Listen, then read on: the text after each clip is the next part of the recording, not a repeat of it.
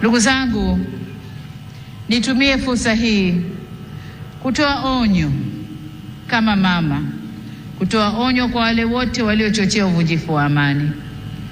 Na nawataka watambue kuwa vurugu na uvunjifu wa amani huishia kupimana nguvu na uwezo wa kujihami, ila mazungumzo huzaa mshikamano. Tanzania yawashtaki watu 98 kwa uhaini. Waendesha mashtaka nchini Tanzania wamewashtaki watu 98 kwa kosa la uhaini siku ya Ijumaa, wakidaiwa kuhusika katika maandamano yaliyotokea wakati wa uchaguzi mkuu wiki iliyopita, kwa mujibu wa nyaraka za mahakama. When a government starts calling its own citizens traitors for demanding justice, that government has already declared war on democracy itself. Wherever we're gonna die, I don't care. We need our country. We need our country. We need our freedom. We need our freedom in my country. Why are you killing us? We tired of that shit. What the fuck? We tired of that shit. We tired of that shit. Tanzania is the land that once was guided by Mwalimu Julius Nyerere, a man who believed in ujamaa, equality and dignity. Right now, it is walking down in a very dark road, okay?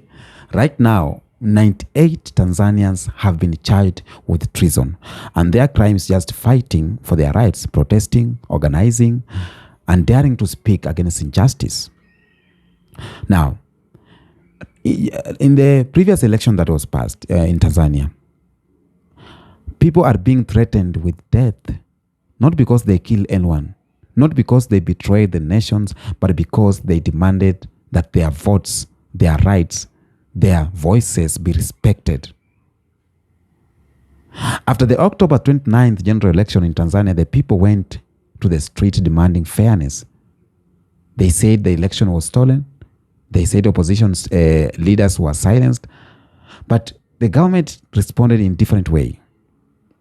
It responded with the bullets, arrests, and blackouts. Over 700 people may have died according to the reports. Okay? Now, thousands have been injured, hundreds are being missing, and almost 100 are now facing a death penalty under the law called treason. This is not just a crackdown. This is a message that don't challenge power. That's what they are sending to the people. Okay? Many people looked at Samia Suluhu Hassan with hope, the first woman to lead Tanzania. The world praised her as a symbol of progress, you know. But power, when captured by foreign influence and fear, it can twist anyone. It can twist even the kindest image into the instrument of repression. Okay? Samia was expected to carry forward Nyerere's dream, a Tanzania that stands for equality, self-reliance, and Pan-Africanism dignity. Instead, she's repeating the same colonial pattern Nyerere fought against rule through fear. Now, have you noticed something here? When African governments abuse their people, the Western media stay silent. Okay? As long as those governments remain obedient to the Western interest. So if Samia government was anti-Western, every global outlet would be screaming about human rights and it's in danger. But because she keeps Tanzanian door opens for foreign investors, then the world is looking away. And the same countries that lecture Africa about democracy are watching Tanzanians dying. They are saying nothing. Okay? Let me be clear. Charging protesters with treason is not law enforcement. Charging me for fighting for my own rights is not law enforcement. It is political warfare. Treason means betrayal of the state. But who truly betrayed the state here? Is it the people who are demanding for their rights, demanding for justice, or the government betraying the constitution? Okay? To declare protester as a traitor is to say that the people themselves are the enemy. And when a government does that, it's no longer democratic. It is authoritarian, you know? And this is not the first time we have seen this in Africa. In Congo, it has happened. In Sudan, in Uganda, in Ethiopia, it's happening. Okay? Whenever the people rise, governments respond with death. Okay? They forget that those people are the nations. They forgot that blood cannot silence the truth. It only waters the seeds of revolution. Samia's government is now joining that list, and no amount of public relations campaigns or international praise can erase what is happening in Tanzania. No amount can do that. Africans, Gen Zs are watching. They are seeing what is happening in Tanzania, and they are connecting it with what is happening across the continent. From Kenyan streets to Senegal resistance, young Africans are saying, if you silence one of us, then we speak for all of us. The youth of Tanzania are not criminals. They are patriots who love their countries enough to risk their lives for its future. And for that, they are being treated like enemies. Okay? Authoritarian governments use the main tool, fear.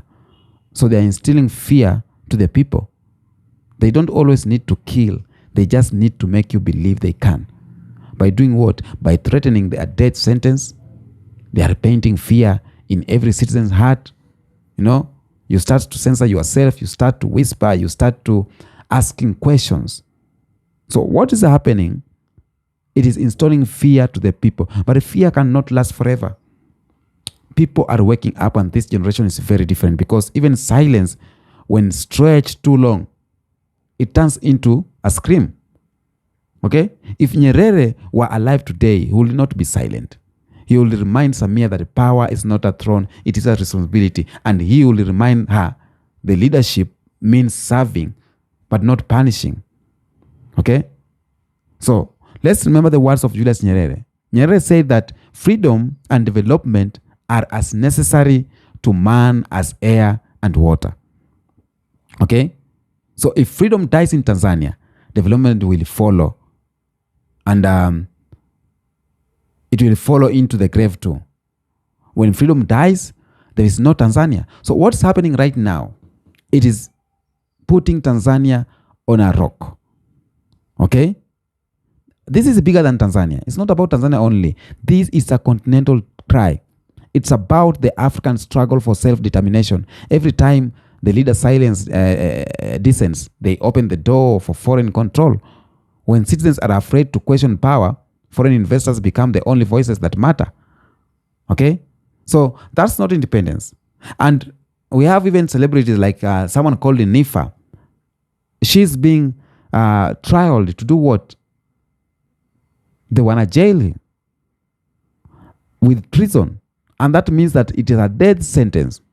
So my message to Samia Suluhu, Madam President, history is watching. The people of Africa are watching. You cannot hide behind state propaganda or Western applause. Okay? You may control the media, but you cannot control memory. You may silence a few, but you cannot silence an entire generation. Okay?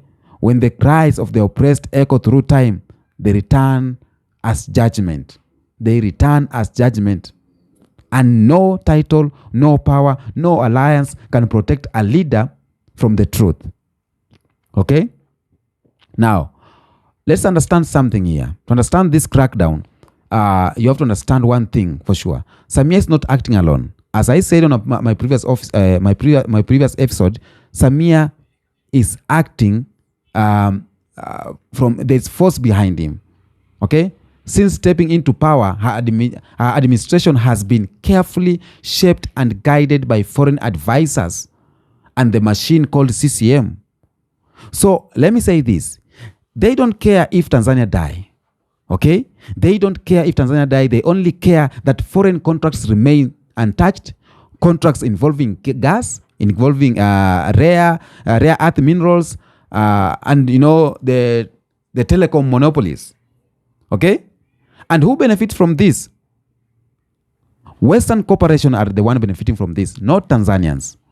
Foreign mining clans extracting gold are benefiting from this. Financial institutions lending Tanzania money are the one benefiting from this.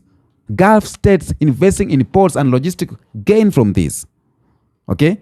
The ordinary Tanzania does not benefit anything from this. Now, Tanzanian political system is beginning to look like a mirror image of what we have seen in other captured African nations.